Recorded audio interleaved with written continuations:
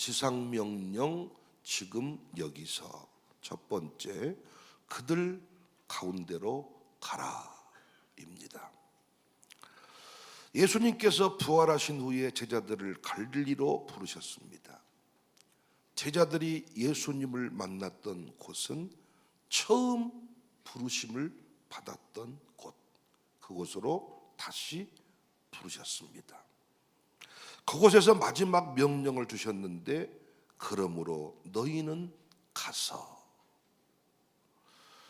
예수님의 마지막 명령은 기다리라는 것이 아니었습니다. 사람들이 찾아올 때 잘 맞이하라고만 말씀하지 않으셨습니다. 세상이 교회 안으로 들어오기를 기다리지 말고 제자들이 세상으로 나가라고 말씀하셨습니다. 잃어버린 사람들이 있는 곳으로 가고 모든 민족이 사는 곳으로 가라고 명령하십니다. 지난 한 주 동안, 아니 훨씬 그 이전부터 우리 교회는 가라는 명령에 순종하고 있고 순종했습니다. 이주민들이 찾아오기를 기다리지 않고 우리가 먼저 다가갔습니다. 일하는 현장을 찾아가고 그들의 문화 공간을 찾아가고 그들의 가정까지도 저희들이 방문하게 되었습니다. 이주민 팀은 물론이거니와 교역자, 샬롬 친구들, 그리고 우리 여러 사역을 임명받은 우리 사역원들, 장로님들, 월곡동, 우산동을 함께 막 땀 흘리면서 이렇게 돌아다녔는데 잊지 못할 순간인 것 같아요. 이름을 묻고 나라도 묻고 행사에 초청하고 교회를 소개하고 제가 청사교회 담임 목사입니다 라고 이야기하기도 하고, 그러는 중에 내부적으로는 음식을 준비하고 프로그램을 준비하고 택하신 영혼을 기다렸습니다. 눈에 보이는 자리와 보이지 않는 자리에서 많은 성도들이 자기 힘대로 헌신을 했습니다. 하나님께서는 분명히, 저는 이 사실을 너무 확실하게 믿기 때문에 목회하는 게 신바람이 나고 함께하는 분들에게 제가 인간적인 말로 위로를 많이 이렇게 하려고 애쓰지 않습니다. 하나님께서는 우리의 모든 수고를 기억하시는 분이시다. 사람들은 누가 무엇을 했는지 다 알지 못해요. 어제도 분주한 중에 빠져나간 사람들이 있을 거고, 아예 발을 내딛지 않는 분도 계실 거고, 각자 이런저런 핑계를 댄 분도 계시겠지만 누구 하나 알아주지 않아도 변함없이 땀을 흘리고 수고한 분들이 계실 것인데, 사람은 몰라줄 수 있습니다. 사람은 몰라요. 누가 왔는지 안 왔는지 다 모릅니다. 그런데 하나님은 우리의 작은 수고와 숨은 눈물까지 지켜보시고 보상하시는 분임을 믿으시기를 바랍니다. 부모의 헌신이, 부모의 무릎이 자녀의 평생 형통이다. 이걸 여러분은 얼마만큼 믿는지 모르겠어요. 낯선 한 사람에게 건넨 인사, 물 한 잔, 주님께서는 상을 잃지 않겠다. 물 한 잔을 건네는 것도 상을 잃지 않겠다. 여러분, 교회에서 주는 상 기분 나쁜 사람 없잖아요. 학교에서 받은 상 기분 나쁜 사람 없잖아요. 하나님께서 주시는 상의 의미를 아시냐고요. 평생 힘쓰고 애써도 안 되는 것 하나님이 한 번 터치하면 돼버립니다. 하나님이 주신 상의 의미는 그런 거거든요. 나는 부모들이 상을 많이 받는 부모가 돼야 된다고 생각해요. 상을 많이 받아서 그 상이 자녀에게 영광이 되어 흘러가게 하는 게 우리의 사명입니다. 사명. 여러분, 자식에게 좋은 집 물려줘 보세요. 돈을 많이 물려줘 보세요. 죽을 때 금목걸이 빼주고 죽어보세요. 그걸 지킬 수 있나? 거기에 대한 감사의 마음이 있나? 아니라고요.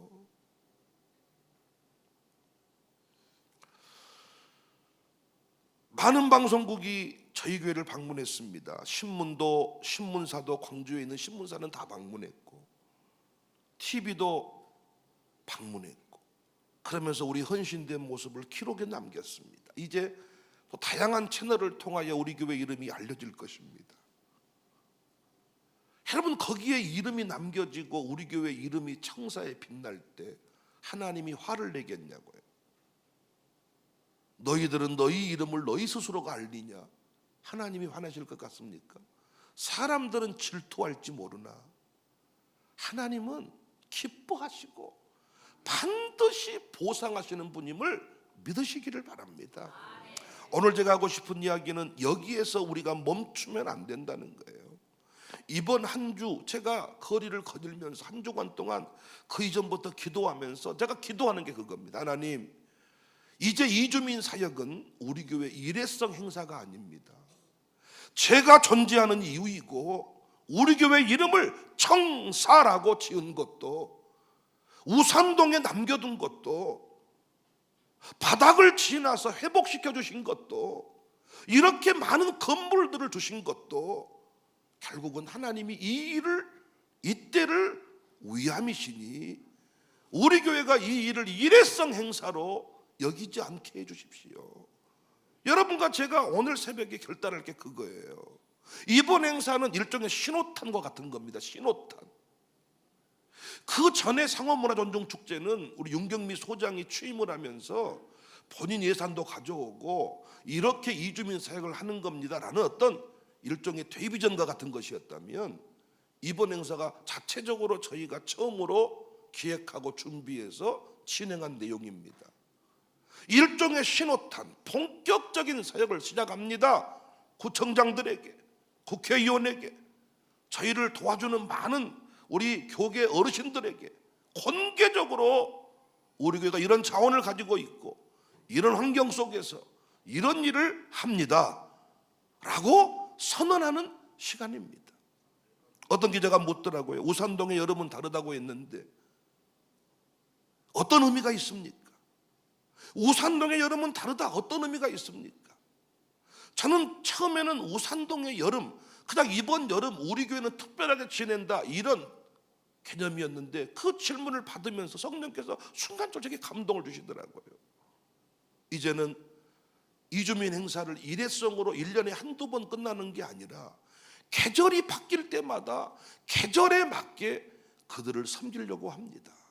그래서 제가 그 자리에서 이제 우산동의 가을을 기대하십시오. 우산동의 가을은 다르다. 수많은 시간 속에서, 환경 속에서 우리는 어떻게든 이주민 사역 지속할 것이고 그 영혼들을 책임지고 섬길 것이다. 이런 제가 고백을 했습니다. 여전히 많은 사람들이 이주민 사역에 대한 두려움과 염려가 있는 것 같아요. 이번에 전도활동 같이 하면서 올곡동에 처음에 딱 내리면서 어떤 분이 그러더라고요. 와, 두려운데? 상당히 좀 이게 느낌이 다른데? 여전히 그 이주민들에 대한 여러 가지 마음의 부담, 색안경을 끼고 볼 수도 있고요. 그런데 우리는 오늘 본문에 너희는 가서라는 말씀 앞부분에 18절에 집중할 필요가 있어요. 하늘과 땅의 모든 권세를 내게 주셨으니. 그러니까 우리 예수님은 십자가에 죽으셨지만 죽음을 이기고 부활하신 분, 죄와 사망의 권세를 깨뜨리신 분, 하늘의 권세만이 아니라 땅의 모든 권세도 가지신 예수님, 특정한 민족과 나라만의 주님이 아니라 모든 민족과 나라의 주님, 이주민들이 섬기던 우상보다 예수님이 크시지요. 그래서 옛날에 절을 섬기던 분들은 예수님을 큰 신이다, 하나님을 큰 신이다, 참 신이다, 이런 얘기를 했습니다. 이주민들이 섬기던 우상보다 크신 예수님, 그들이 두려워하는 영적 권세보다 강하신 예수님, 이 땅의 모든 어둠의 권세를 다 멸하실 수 있는 예수님, 모든 나라의 민족의 역사도 예수님의 통치 아래 있습니다. 그러므로 우리는 더 이상 망설이거나 두려워하지 말고 그들에게 나아가야 합니다. 언어의 장벽이 있을 수 있어요. 문화적으로도 분명한 한계를 느낄 수 있어요.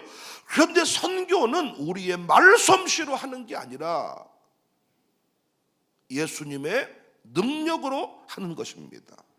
하늘과 땅의 모든 권세를 가지신 예수님을 의지하여 그토록 많이 불렀던 예수 이름으로 마귀는 쫓긴다. 예수 이름으로 승리를 얻었네. 우리가 사람의 마음을 열 수는 없습니다. 그런데 성령께서는 닫힌 마음을 여실 수 있습니다. 우리가 사람을 변화시킬 수는 없어요. 그러나 복음은 모든 사람을 구원하는 하나님의 능력입니다.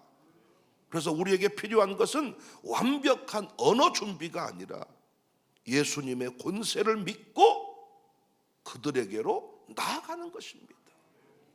말이 서툴러도 가야 돼요. 문화가 낯설어도 괜찮아요. 주님의 권세가 우리와 함께하기 때문입니다. 처음에는 거절당해도 다시 사랑으로 손을 내밀어야 돼요. 우리가 담대히 갈 수 있는 이유는 우리가 강하기 때문이 아니라 우리를 보내시는 예수님께서 모든 권세를 가지셨기 때문에. 여러분이 백목사를 존중하는 이유는 백목사가 인간적으로 뛰어나서가 아니라 하나님께서 이 교회에 보내신 총이라고 믿기 때문에. 저는 왜 이 교회에 왔을 때 장로님이신 분들, 권사님이신 분들을 저는 지금도 인정하냐? 예수님이 세웠다고 믿기 때문입니다. 인간적인 판단에 따라서 함부로 대하고 싶지 않아요. 이 교회의 주인은 예수님이시잖아요. 예수님의 교회잖아요. 여러분이 아무리 인간적으로 대단해도 이 교회의 영적 질서를 따라 축복이 터질 때 하나님이 복된 인생으로 살게 하십니다.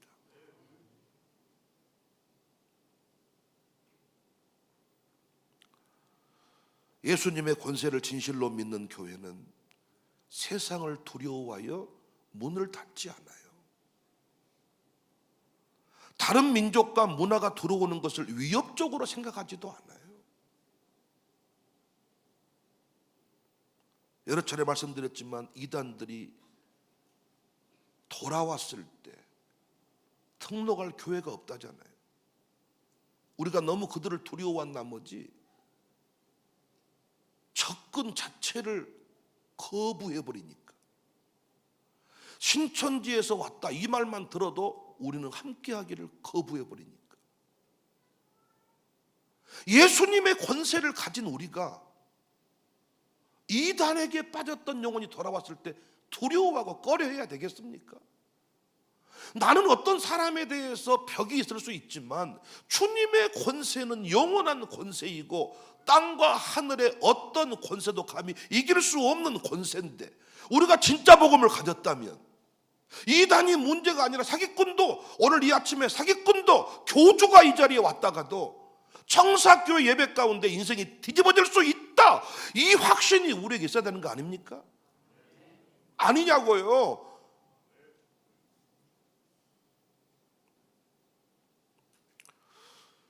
모든 민족이 예수님의 통치 아래 들어오도록 담대하게 복음을 전해야 되는데 우리는 복음의 능력도 믿지 못하고 예수님의 권세도 사용해 본 적이 없는 것 같습니다. 이제는 기다리는 교회에서 찾아가는 교회로, 모든 세상에 지금 토양이 바뀌어지고 있습니다. 이제는 마트를 가지 않아요. 마트가 집으로 오는 시대입니다. 이제는 교회들이 위기라고 말하지만 제가 전도지 들고 거리를 나가보고 이주민들을 만나보니까 정말입니다. 위기가 아니에요. 졸업의 기회가 온 거예요. 왜? 한국 사람이 자리를 다 차지하고 있으면 그들이 들어올 자리가 없는데 감사한지 모르겠어요. 감사한 일이라고 말할 수는 없겠지만은 감사하게도 우리 아들 딸들이 신학교를 안 가겠다 그러네. 감사하게도 당연히 그 길을 걸어가겠다고 해야 될 유대인들이 그 길을 가지 않겠다고 하네. 유대인들이 그들을 다 그 길을 다 차지했다면 어찌 우리에게 복음이 왔을까요? 그래서 우리가 이 빈자리를, 지금 한국교회가 코로나 이후에 텅텅 빈다고 말하는데 이 빈자리를 새로운 복음의 관점에서 해석할 수 있어야 된다니까요. 주인이 찾으시는 영혼이 있구나, 찾아내야 될 영혼이 있구나. 저는 교회에서 이렇게 사역을 하면서 많은 걸 생각해 봐요. 당연히 그 집이 하겠다고 하면 저 집이 차지 못하는 일이거든요. 근데 감사하게 그 집이 안 하겠다 그래. 그래서 이 집 차지가 된 거야.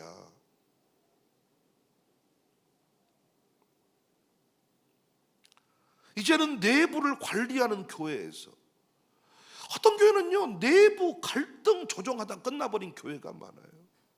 내부 안에 일어난 일들을, 그러니까 안에 대단한 사람들이 많아요. 국회의원도 있고 그 안에 뭐 변호사도 있고 회장님도 있고 교수도 있고, 있다 보니까 이 공동회 때 토시 하나 틀린 걸 잡아내는 것을 사명으로 여기는 사람이 많아. 내부에서 일어나는 문제를 막 토시를 틀리고 이거 뭡니까? 왜 이렇게 나왔습니까? 숫자가 점이 빠졌네요. 이런 거 집중하는 사람이 많은데, 이제는 내부에서 여러분 우리가 공동회 할 때도 뭡니까?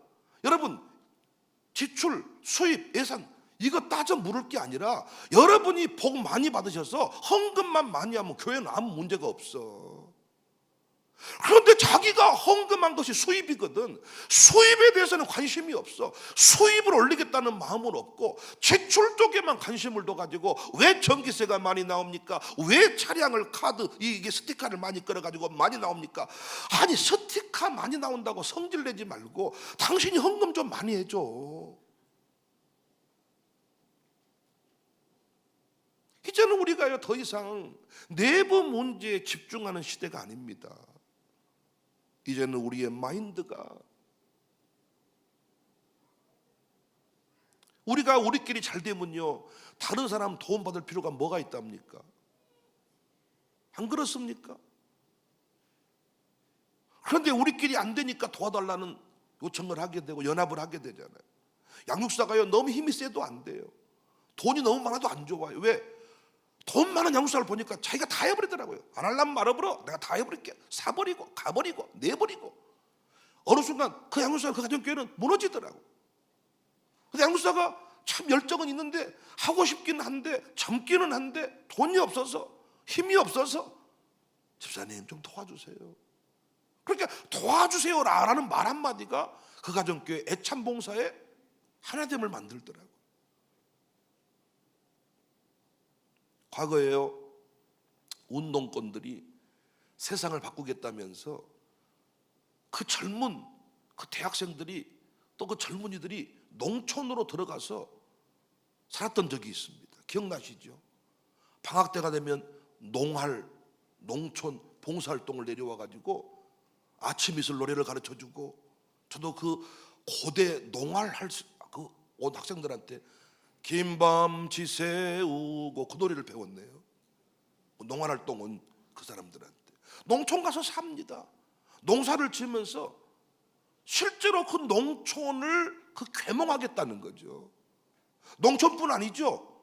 그 공장으로 들어가서 노동자가 돼서 그 노동자의 그 어떤 인권을 강조하면서 그들을 세워가면서 그 세상을 바꾸겠다. 우리나라의 그 진보교단도 그런 정신이 있었습니다.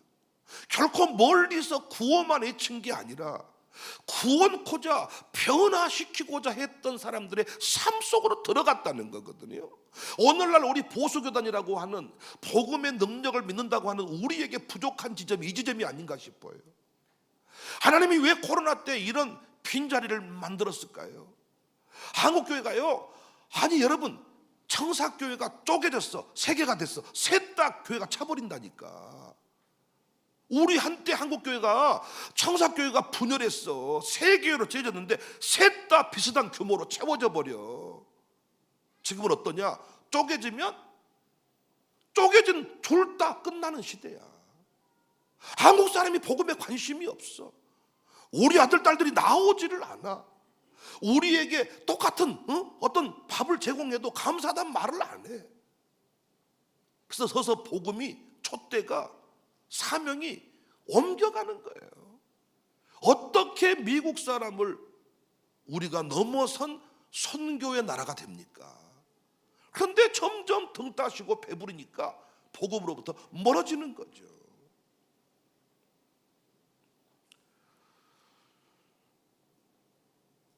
비행기를 타고 다른 나라에 가서 하는 선교는 한 번도 안 빠지고 가고 그렇게 의미를 부여하면서, 당신 혹시 비행기 마일리지 쌓는 것이 기쁨이 아니었던 거예요?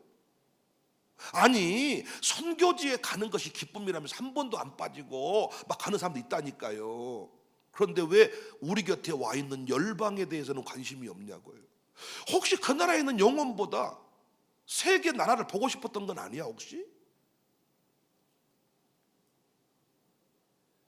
저는 우리 교회가 가라는 명령 앞에 적극적인 태도를 갖추면 좋겠습니다. 복음의 전격전을 펼쳐야 됩니다. 대통령이 지금 우리 광주에 최첨단 반도체 단지를 세우는데, 공항 이전하는데 전격전을 펼쳐라 했던 것처럼, 하늘과 땅의 모든 권세를 가지신 예수님이 너희는 가라. 어디로 갈까요? 우리가 몰랐거든요. 어디로 갈까요? 하나님이 새로운 우리의 목적지를 말씀해 주었습니다. 어제도 많은 주변의 사람들과 대화를 나눴고 많은 이렇게 토론도 하고 했는데, 이 이주민 사역에 대한 인식을 우리 나라 사람 기도 포럼 안에 우리 목사님들, 선배 목사님들도 그냥 막연하게 이주민 사역 그러면 고려인 정도, 이 정도로 이해하고 있고 광산구의 이치를 지금 잘 이해를 못하고 계시더라고요. 그러니까 이런 설명을 했더니, 이런 사역을 보여드렸더니 정말로 그분들의 인식이 새로, 저는 그 인식의 전환만 이루어냈어도 우리는 상당한 발전을 이루고 있다. 예수님은 하늘에서 우리를 향해 말씀만 보내지 않았어요. 천사만 보내지 않았어요. 죄와 고통으로 가득한 인간의 세상 속으로 직접 들어오셨어요. 예수님은 왕궁에 태어나지 않았어요. 베들레헴의 낮은 자리에서 태어났어요. 가난한 사람과 함께 했어요. 병든 사람의 몸에 손을 댔어요. 광주에 온 선교사님들도 나병 환자에게 손을 댔어요. 최흥종이라는 사람은 그 나병 환자가 지었던 지팡이가 떨어져서 주워달라고 하니까 못 주워줬어요. 선교사들은 그들을 껴안았어요. 예수님이 병든 사람의 몸에 손을 대셨고, 세리와 죄인의 식탁에 앉으셨고, 사마리아인의 동네를 지나가셨고, 사람들이 외면하던 사람에게 먼저 말씀했어요. 물론 그렇다고 해서 예수님이 죄를 인정하거나 세상의 문화를 그대로 받아들이신 것이 아니죠. 진리를 포기하지 않았죠. 그런데 죄인을 구원하기 위해서 멀찍이에서 막대기 하나 들고 때리지 않았다는 거예요. 그들의 삶 가까이로 들어갔다는 거예요. 이게 기독교의 신비 중에 신비, 성육신 사건이 아닙니까? 저는 우리가요, 이제는 다시 한번 성육신적 선교를 해야 된다고 생각해요. 우리가 미국 선교사보다 삶이 사실은 더 부유해졌어요. 그런데 그 미국 선교사들이 우리나라에 들어와서 우리 그 냄새나는 우리 동족을, 나병 환자, 특히 광주에 온 그 북장로의 소속 선교사들은요, 그 나병 환자들에 대해서 남다른 그런 헌신들이 있었거든요. 성육신적 선교, 성육신적 자세. 복음의 진리를 바꿔버리라는 게 아닙니다. 변하지 않는 복음을 가지고 사람들의 실제 삶 속으로 들어가자. 바울이 고린도전서 9장 22절에 여러 사람에게 여러 모습이 된 것은 아무쪼록 몇 사람이라고도 구원하고자 합니다. 그러니까 여러분, 이제부터 우리는 어떻게 하면 그들 문화 속으로, 그들에게로 가까이 갈 수 있을까의 방법을 찾아야 돼요. 우가 아니라 이제는 고민을 하면서 어떻게 하면 그들 속으로 들어갈까. 바울은 복음을 바꾼 게 아닙니다. 자신의 편안함과 익숙한 방식을 내려놓았다는 거예요. 유대인에게 나아갈 때는 유대인의 형편을 이해했고, 이방인에게 복음을 전할 때는 그들이 이해할 수 있는 언어와 문화로 설명을 했고, 아덴에서 복음을 전할 때 해당에서 설교하던 방식, 그 방식만 구원하지 않았다는, 하지 않았다는 거죠. 저도요, 이 강대상에 설교할 때가 제일 편하죠. 근데 이렇게만 설교하고 복음을 전해서는 안 된다는 겁니다. 얼마든지 현장 가서 5분만 해도 3분만 해도, 또 심지어는 때로는 이 말씀의 이 설교를 내 삶으로 할 수 있어야 된다는 거죠. 내가 복음으로 충만해져서 내 자체가 복음 덩어리가 되어가지고 나와 함께하는 시간 속에 복음을 만나는, 이런 것도 우리는 고민을 해야 된다는 거예요. 복음의 내용은 변하지 않았지만 복음을 설명하는 접촉점은 달라져야 된다. 익숙한 방식만 고집하지 말자. 저도 2번쯤 이 일을 해보니까 또 방법이 생겨요. 또 고민이 생기고 또 전략이 생기고.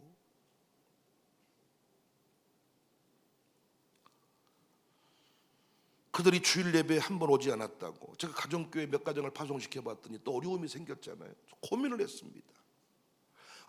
이들에 대한 가정교회의 모임, 가정교회 소속 활동은 또 이렇게 다르게 해야 되겠구나. 계속 우리는 고민을 해야 됩니다. 아무쪼록 몇 사람이라도 구원코자 함이라. 그런데 그 몇 사람 중에 우리가 알고 있는 사울이, 바울이 있을 수가 있다는 거죠.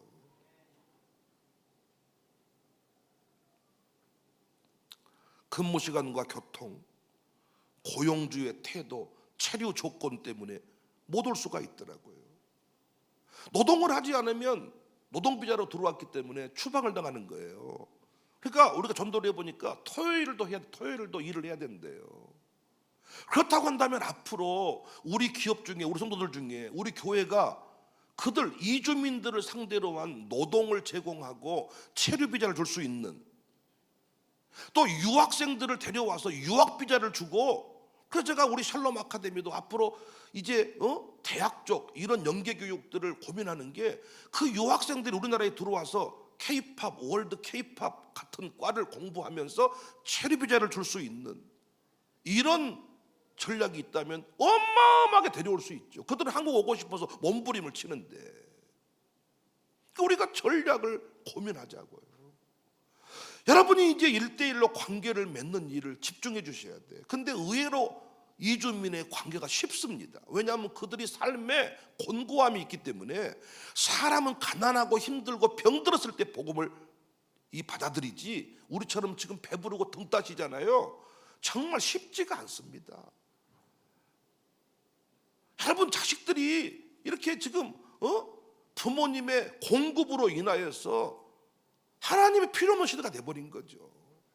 그런데 꿈도 없고 소망도 없는 이런 인생들, 여러분 복음 전도의 졸업의 기회란 말이죠. 의외로 접촉점이 쉽다는 거죠. 의외로 쉬워요. 나이가 상관이 없어요. 누구든지 손을 내밀면 접촉이 이루어져요. 그래서 어떻게 하면 이 인생과 깊이 있게 관계를 맺으면서 예배도 오게 해보고 마룻바닥도 오게, 그러니까 어떤 지점에서 은혜를 받을 줄 모릅니다. 밥 먹을 때 은혜 받았는지, 또는 마룻바닥에 와서 주일 오전인지 오후인지 가정교회인지 어느 지점에서 터치가 이루어질 줄 모른다는 거죠. 우리는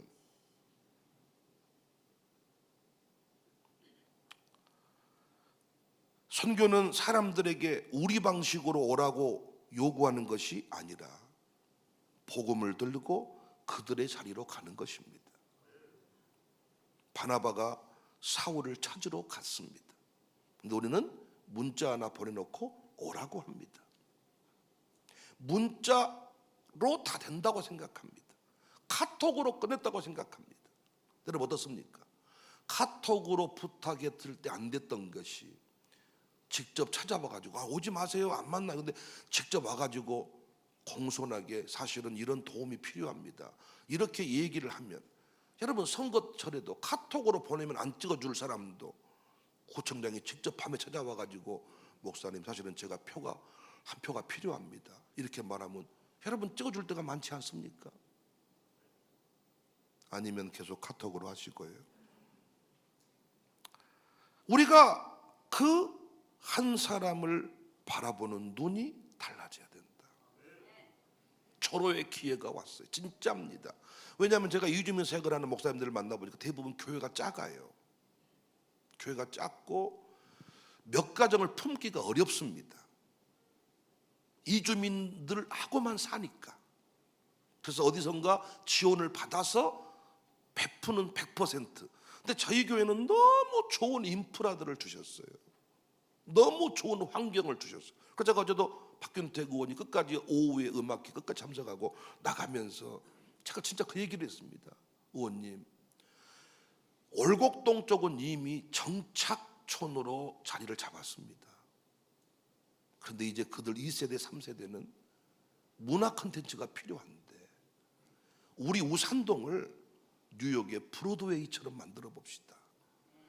끊임없이 계속 계절마다 오페라만, 어떤 연극만, 공연만, 음악회만 계속 올려도 봄, 여름, 가을, 겨울, 우산동의 봄, 여름, 가을, 겨울은 사계절은 다르다.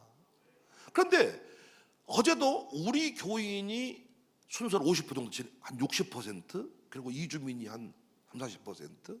그런데 어제도 그 장로님들이나 목사님들이 그러는 거예요. 우리의 그 프로그램 진행하는 모습 속에 진정성이 느껴진다. 진정성이. 프로페셔널한 건 없어도. 저는 그래서요, 어제도 그 사회를 봐준 분이, 진행하신 분이 알고 보니까 이렇게 다 연결되고 이렇게 하시더라고요. 남부청장도 그 좀 꽤 오랫동안 앉아있다 가면서 목사님, 저 사회 진행하신 분 누군 줄 알죠? 아니, 저 모르는데. 우리 학교 동문이고 또 우리 선후배 사이 됩니다. 그러면서 남부에서도 많이 사용하고 있는. 근데 그분도 또 연경미술 연결돼 있고 이렇게 하면서요, 그분도 또 메시지를 주는 거죠. 교회가 복음성가 부르고 CCM 부르고 이렇게 접촉점을 찾을 줄 알았는데 이렇게 모든 집사님, 장로님들이, 권사님들이 망가지면서 그들과 접촉점 찾아가니까. 그래서 제가 문화 콘텐츠라는 것은 이게 다양하단 말이죠. 그리고 우리가 이 공간들을 활용하니까 어제도 임재식 단장 하는 얘기가 뭡니까? 우리 뒤에 스크린이 스페인의 그 마드리드의 그 배경 속에서 노래를 부르니까 저도 남구청, 동구청 다 가봤단 말이에요. 근데 배경이 안 나오니까 별 그 맛이 안 나. 근데 저희 교회는 그렇게 하나님이 예비해 주셨더라고요. 너무나도 모든 인프라가 갖춰져 있었어. 그리고 우리 교인들 자원이 너무 많아요. 자원이. 우리 교인들 한 사람 한 사람이 다 스타야. 진짜 다 스타할 수 있습니다. 제가 그쪽 분야는 은사가 있으니까 제가 어떻게든 발견하고 만들어내고 세워주는 건 제가 할 수 있어요. 축복하면, 교회 이름으로 축복하면 돼. 사랑하는 여러분, 우리 김지연 사모님도 그냥 중국말로 노래 한 곡 했을 뿐입니다. 장기자랑 때 장기 하시겠다고 나오셨는데 어제 참 이 행사 때문에 중국에서 왔습니다. 한 말씀 이렇게 하고 시작을 했는데 여러분, 거기에 대해서 어떤 사람이 에이 시시하고만 이렇게 한 사람이 누가 있어요? 모르겠습니다. 어제도 내가 거기 출전하고 싶었는데 출전 못한 몇 사람은 입을 삐죽거려 다니는 것 같고, 내가 뭔가 또 이 사회를 봤어야 되는데 하고 못 본 사람도 그런 것 같고, 이제 그런 분 뭐 내가 다음 기회를 또 드릴게요. 그분들을 제외하고는 다 여러분. 그리고 내가 보니까 의도를 가지고 그 행사에 참여해서 안 보는 사람들이 있더라고요. 의도를 가지고 지 마음대로 안 됐나 봐, 뜻대로. 그런 심보를 가지고 계속 살면 당신 스타 못 돼. 당신이 스타로 쓰임 받았을 때 우리가 또 박수해 줄 거야. 다른 사람이 스타가 됐으면 박수해 줘야지. 그리고 진지하게 관람하고 함께 해줘야지. 화장실 가버리고 핸드폰 들고 왔다 갔다 해버리고 뭐 유튜브로 쳐다보고. 여러분, 유튜브로 본 게 본 겁니까? 현장의 느낌이 전달이 됩니까? 아니잖아요. 하나님께서 그렇게 우리 동네를 만들어 가실 것 같아요. 우리 아이들이 뉴욕의 브로드웨이 가서 뮤지컬을 봤잖아요. 비전 트립 중에. 물론 시차가 적응 안 돼가지고 영어로 진행되는 그 뮤지컬 보다가 다 졸고 막 난리치고 했지만, 여러분 우리 동네가 그런 동네가 될 수 있을 것 같아요. 너무나도 좋은 인프라. 우리 아이들도 어제도 나의 살던 고향을 그냥 잠깐 같이 불렀지만 저는 그 장면 담았거든요. 평생 잊지 못한, 아마 우리 아이들 중에서 성악가의 꿈이, 음악 뮤지션의 꿈이 분명히 그 자리에서 또 생겨났을지도 모릅니다. 여러 동구청 여성중창단, 남구청 중창단 이렇게 하는 경우는 많아도 아이들과 함께 노래하는 경우는 또 저희 교회가 처음 만들어낸 그림이에요. 모든 게. 사랑하는 여러분, 주님이 명했습니다. 그들 가운데로 가라. 그들 가운데로 가라. 막 이렇게 밤이 떨어질 때 그 산에만 가봐라. 밤이 막 널려 있다. 가봐라. 나무를 뜯어올 수 있다. 고사리 막 철에는요, 고사리 막 끄는 사람은 산에 막 고사리가 막 잠이 안 온다는 거예요. 고사리가 막 다 보이는데, 우리가 그 고사리 밤 이런 거 중요한데, 또 어떤 분은 막 꼬막 바지락 바다에 가서 막 어디 가면 바지락 공짜로 캐오지 막, 그래서 막 가겠다는 거예요. 막 언젠가 우리 조성욱이도 갑자기 우리 F흥 애찬팀이 바지락 캐러 간다는데 갔다 오면 안 되겠어요. 잔소리 말고 유통이나 지키세요. 가면 막 긁으면 바지락이 나온다는 거예요. 이주민들을 제가 만나보니까, 올곡동을 가보니까 구역이 정해져 있더라고. 베트남 쪽, 동티모르 쪽, 그 다음에 태국 쪽, 필리핀 쪽 쫙 나라가 있는데 전부 다 노동자로, 그 다음에 또 유학생으로 오기 때문에 어지간한 우리나라 말은 거의 다 하더라. 그리고 재밌는 게 그들은 가족 단위로 묶여 있어서 언니가 들어오고 동생 부르고 아들이 들어와서 부모님 부르서 이게 쫙 이 넝쿨처럼요, 이게 쫙 연결이 돼 있더라고요. 그래서 여러분, 우리가 할 수 있는 일이 어마어마하게 많고 하나님이 인프라를 주신 것 같습니다. 그리고 우리 교회 기업이 잘 되면, 또 우리 교회 교인 중에 큰 기업을 세우면 그런 이주민들에게 일자리를 제공하면서 체류 비자를 줄 수 있는 이런 수준까지 가면요, 합법적으로 복음 전할 수 있습니다. 모든 권세를 주신 하나님이 우리와 함께 하십니다. 청사교회와 우리 예수님이 함께 하십니다. 선교적 교회로 우리를 부르시고 계십니다. 선교적 인생을 사는 인생은 어떤 인생? 부르실 때 아멘으로 순종하는 인생입니다. 그 인생은 100살까지, 아니 나이 제한이 없이 지속적으로 쓰임받게 될 것입니다. 쓰임받으면 얼굴도 예뻐집니다. 쓰임받으면 건강해집니다. 쓰임받으면 지혜가 총명해집니다. 쓰임받으면 여러분 자녀도 잘 됩니다. 쓰임받으면 내 인생의 문제가 해결됩니다. 우리 교회도 쓰임받기만 하면 우리 교회는 계속 성장하게 될 줄을 믿습니다. 쓰임받은 인생 사탄마귀가 건드리지 못합니다. 쓰임받는 인생 시험 들지 않아요. 쓰임받는 인생 계속 잘 돼요. 아멘이십니까? 쓰임 받으시기를 바랍니다. 쓰임 받는 교회가 됩시다. 모든 민족에게로 갑시다. 그들에게로 갑시다. 이주민들에게로 갑시다. 이제는 선포했으니까 제대로 날마다 우리의 삶 속에 그 일이 이루어지기를 주님의 이름으로 축복합니다.